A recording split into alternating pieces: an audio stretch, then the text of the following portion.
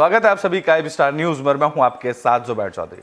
वक्त हो रहा है आपका राज्य आपकी खबरों का, जहां सबसे पहले बात करेंगे हरियाणा की, जहां पर लोकसभा चुनाव की तारीखों के ऐलान के बाद से ही सभी पार्टियों ने चुनाव की तैयारियां तेज कर दी हैं। तो फरीदाबाद लोकसभा सीट हरियाणा ही नहीं बल्कि दिल्ली एनसीआर के लिए काफी अहम मानी जा रही है और इस सीट पर बीजेपी ने मौजूदा सांसद और केंद्रीय राज्य मंत्री कृष्णपाल गुर्जर पर फिर से भरोसा जताया है। बता दें कि कृष्णपाल गुर्जर को पिछले 2 लोकसभा चुनावों में लगातार वोट में इजाफे और बढ़ते अंतर के जीत हासिल करने का ये इनाम दिया गया है। कृष्णपाल गुर्जर के नाम के ऐलान के बाद से उनके घर और दफ्तर में कार्यकर्ताओं ने जमकर जश्न मनाया है। बता दें कि कृष्णपाल गुर्जर ने साल 2014 में 4.5 लाख और साल 2019 के लोकसभा चुनाव में 6.5 लाख से ज्यादा वोट से जीत हासिल दर्ज की थी।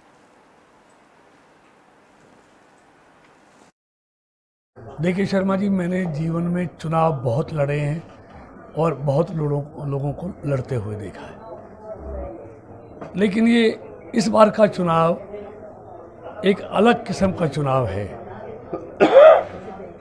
पहली बार देख रहा हूं कि नरेंद्र मोदी जी के सामने मैदान खाली है।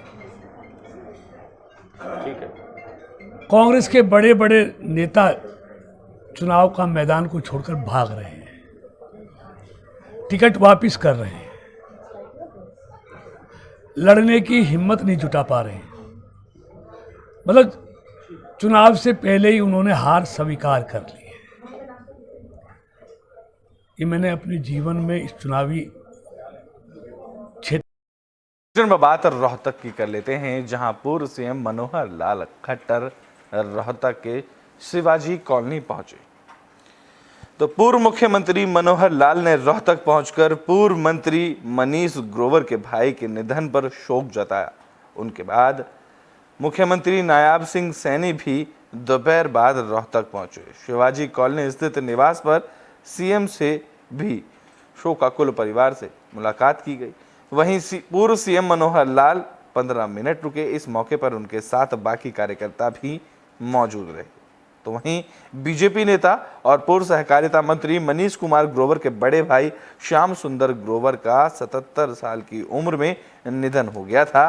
ग्रोवर के भाई अस्वस्थ चल रहे थे और हार्ट फेल होने की वजह से उनका निधन हुआ, जिसके बाद पूर्व मुख्यमंत्री और मुख्यमंत्री खुद उनके आवास पर शोक सभा में शामिल होने पहुंचे।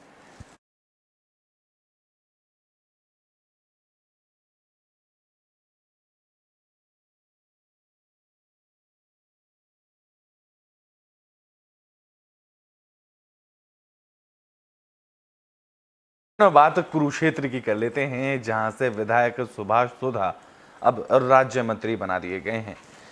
तो कुरुक्षेत्र के विधायक सुभाष सुधा राज्य मंत्री बन गए हैं। राज्य मंत्री बनने पर सुभाष सुधा ने आला कमान का आभार जताया। हरियाणा के सीएम नायाब सैनी और पूर्व सीएम मनोहर लाल का आभार जताते हुए सुभाष सुधा ने कहा कि हाईकमान ने जो भरोसा उन पर जताया है वो उस पर खरे उतरेंगे और दी गई जिम्मेदारी को ईमानदारी से निभाएंगे। जिस विश्वास पर हमें मंत्री बनाया, मैं दावे से कहता हूँ ईमानदारी से और उस डिपार्टमेंट को हम बहुत जोर से चलाएंगे। जो भी डिपार्टमेंट मिलेगा तो हम चलाएंगे, विश्वास चलाएंगे, ईमानदारी से चलाएंगे। पहला कैबिनेट की सर सेकंड दूसरी बार सरकार आई है, तो क्या लगता है उसमें आपको जगह मिली है? तो 6 महीने से ही रहे। देखिए, प्रभु का कृपा होती है, सबसे बड़ी बात उनके आशीर्वाद को मेरा पता नहीं हिलता। इसके लिए संगठन ने मुझ पर विश्वास रखकर जो मुझे आज राज्य मंत्री का बना दिया, मैं बड़े ईमानदारी से कर लेते हैं। सुधा जी, जिस बात सीएससी संचालक के साथ हुई लूट की कर लेते हैं, जहां सीएससी संचालक को बंधक बनाकर लूट की वारदात को अंजाम दिया गया। तो बिहार के आरा में भोजपुर में अपराधियों के हौसले बुलंद नजर आ रहे हैं। बदमाशों ने सीएससी केंद्र में लूट की वारदात को अंजाम दिया। बता दें कि यह मामला दोबाहा थाना इलाके के सार सिवान चौक पर स्थित सीएससी केंद्र का बताया जा रहा है। बदमाशों ने हथियार के बल पर सीएससी संचालक को बंधक बनाकर सीएससी केंद्र में 1.5 लाख रुपए की लूट की वारदात को अंजाम दिया और फिर संचालक को सीएससी केंद्र में बंद कर शटर गिराकर हथियार लहराते हुए फरार हो गए। मामले की जानकारी मिलते ही पुलिस की टीम मौके पर पहुंची और मामले की जांच में जुट गई। सीएससी संचालक बड़हरा थाना इलाके के परशुरामपुर का रहने वाला सोनू यादव है, जो साल 2020 में एसबीआई बैंक का सीएससी केंद्र चलाते हैं। संचालक से मिली जानकारी के मुताबिक 3 बदमाशों ने लूट की वारदात को अंजाम दिया।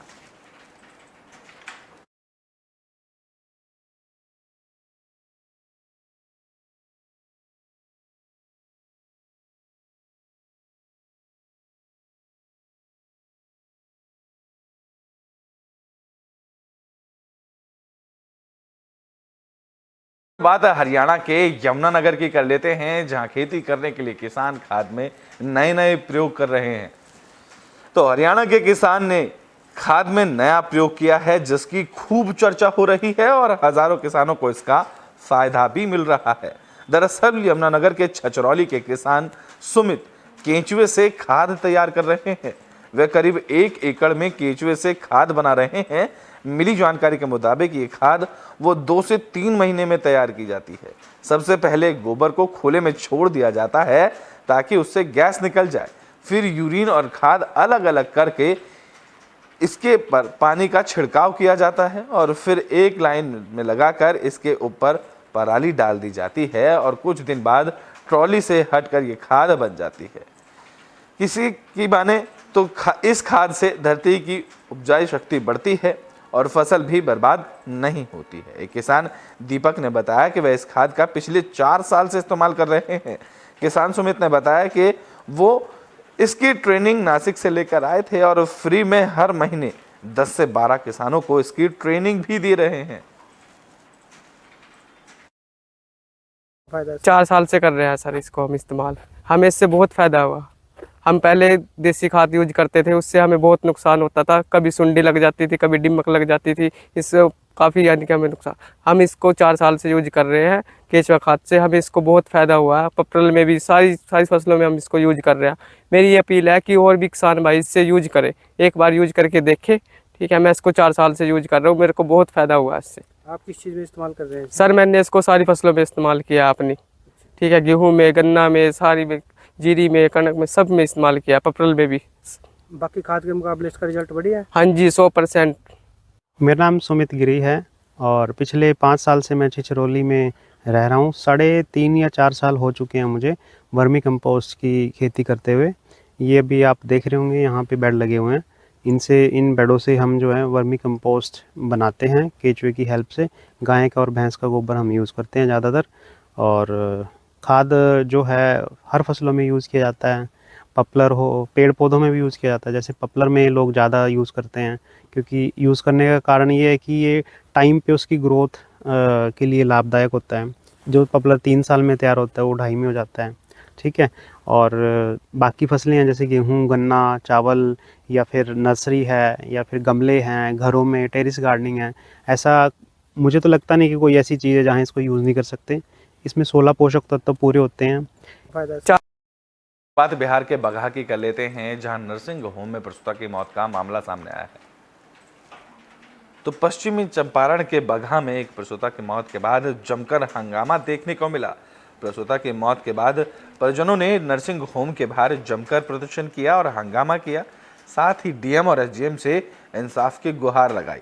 बता दें कि यह मामला नगर थाना क्षेत्र के वार्ड नंबर 27 का है। दरअसल पविया टोला के रहने वाले मोहम्मद रहमत की पत्नी कमरूल निशा को प्रसव के लिए अनुमंडलीय अस्पताल बगहा में भर्ती कराया गया था।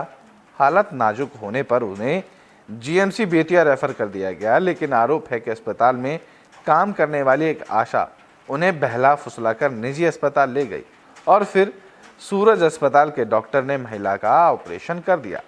ऑपरेशन के बाद महिला की तबीयत बिगड़ी तो डॉक्टर ने उसे बेतिया रेफर कर दिया। परिजन मरीज को लेकर बेतिया पहुंचे, लेकिन वहां से भी मरीज को रेफर कर दिया गया, जिसके बाद परिजन मरीज को लेकर रहमानिया अस्पताल पहुंचे, जहां इलाज के दौरान उसकी मौत हो गई। पतो का डिलीवरी था, डिलीवरी के बाद हम घर नहीं थे। हमारे पतो ये सूरज हॉस्पिटल में लेकर आई। आने के बाद डॉक्टर साहब बोले कि इना देह फूल गया है, क्या बोला खून नहीं है, ऑपरेशन करना पड़ेगा। तो हम बोले कि नहीं ले चलिए हॉस्पिटल में, हम यहाँ नहीं कराएंगे।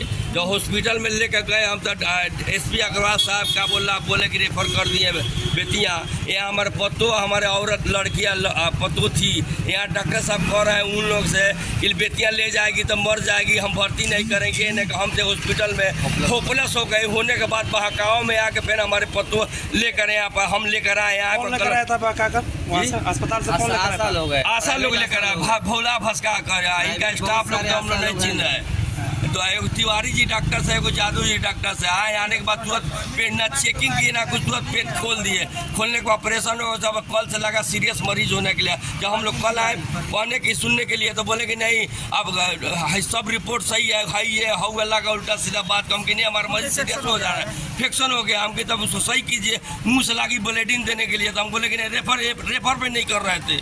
आप ही लोगों के माध्यम से हमको जानकारी मिली है जो ऐसी घटना घटी है। तो अभी तक हम उसका डिटेल हमको पता नहीं चला है मरीज़ का, जिसका कि हम कुछ पता कर पाएँ। डिटेल हमको जैसे ही पता चलेगा तो उसका हम सारा डिटेल यहाँ से देखेंगे जो क्या कैसे मामला था और कौन उसको ले गया है नहीं ले गया है।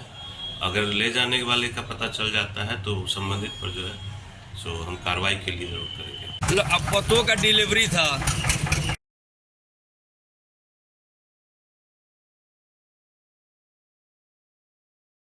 बात बिहार के बाघा की कर लेते हैं, जहां से मालगाड़ी पटरी से उतर गई। तो पश्चिमी चंपारण के बगहा में सेना के जवानों की गाड़ियां लेकर जा रही मालगाड़ी बेपटरी हो गई। गनीमत ये रही कि इस दौरान कोई बड़ा हादसा नहीं हुआ। मालगाड़ी को बेपटरी होता देख लोगों में अफरा तफरी मच गई। हादसा नरकटियागंज गोरखपुर के रेलखंड के बगहा ढाला के पास हुआ। हादसे के बाद रेलकर्मी बेपटरी हुई ट्रेन को दुरुस्त करने की कवायद में जुट गए। वहीं सभी पैसेंजर ट्रेन अगल बगल के स्टेशनों पर खड़ी हो गई थी, जिसके बाद रेलवे ने कई ट्रेनों के रूट भी बदले।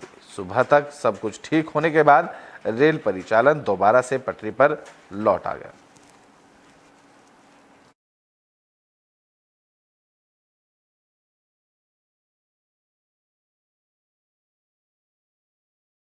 बात छत्तीसगढ़ के जांजगीर चांपा की कर लेते हैं, जहां बिजली विभाग के संविदा कर्मचारी की मौत का मामला सामने आया है। तो जांजगीर चांपा में बिजली संविदा कर्मी की करंट की चपेट में आने से मौत हो गई। इस घटना के बाद बिजली विभाग के ठेकेदार की कार्यशैली सवालों के घेरे में है। मामले को लेकर मृतक युवक के परिजनों ने प्रदर्शन किया। परिजन मुआवजे के साथ बिजली विभाग के ठेकेदार पर कानूनी कार्रवाई की मांग करने लगे। ये मामला पामगढ़ ब्लॉक की ग्राम पंचायत जेवरा का बताया जा रहा है। जानकारी के मुताबिक संविदा कर्मचारी हीरामन कश्यप रात को करीब 11 बजे बिजली से जुड़ा काम कर रहा था। इसी दौरान करंट लगने से उसकी मौत हो गई। घटना हुआ है। बहुत सुंदर आदमी था वो लड़का। क्या काम करता था? कब कितना समय की घटना है? 11-12 बजे के टाइम आ रहे थे। क्या कर रहा था वो? कैसे लाइनमैन की काम करता था वो। कैसे चिपका? आपको जानकारी कैसे हुई?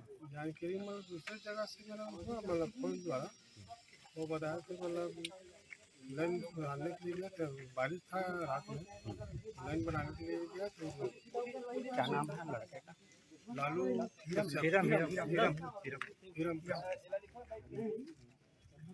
ग्राम कोसीर में रात्रि 11:30 बजे के आसपास लाइनमैन हीरामन कश्यप जो बिजली मिस्त्री है, जो बिजली का कार्य कर रहा था, उस दौरान अचानक करंट लगने के कारण उसकी मौत हो गई थी, जिसे प्राथमिक स्वास्थ्य केंद्र पामगढ़ में लाया गया, रखा गया।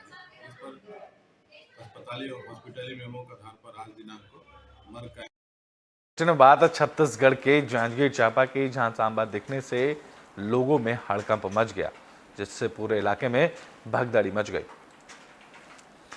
तो जांजगीर चांपा के धुरकोट गांव में ग्रामीणों ने जंगली जानवर सांबर देखा, जिसके बाद मामले की जानकारी वन विभाग को दी गई। वन विभाग की टीम ने मौके पर पहुंचकर सांबर का रेस्क्यू ऑपरेशन शुरू किया।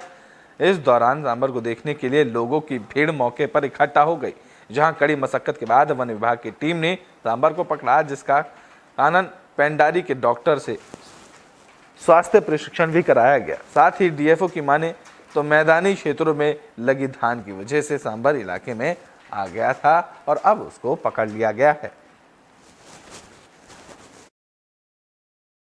सुबह एक खबर आई थी कि एक जानवर है झाड़ियों में छिपा हुआ है और गांव वालों ने उसको घेर के रखा है और हम लोग तत्काल वहां पहुंची, वन विभाग की टीम। हमने देखा कि वो जानवर जो है वो सांभर है। सांभर जो है IUCN के रेड लिस्ट का जानवर है और इसलिए उसको हम लोग सुरक्षित जंगल की ओर भेज रहे हैं। पहले तो बहुत भीड़ ने घेरा हुआ था, सबसे पहले पुलिस की मदद से हमने भीड़ को कंट्रोल किया, उसके बाद उसको जो है जंगल की ओर भेज रहे हैं। वैसे सांभर जो है वो रात्रि के समय ज़्यादा विचरण करते हैं और थोड़ा शाही जानवर है, इसलिए ज़्यादा भीड़ भाड़ पसंद नहीं करता। इसलिए अगर उसको हम भीड़ से दूर रखने में सफल हो पाएंगे तो रात होते ही वो अपने डेस्टिनेशन में चला जाएगा।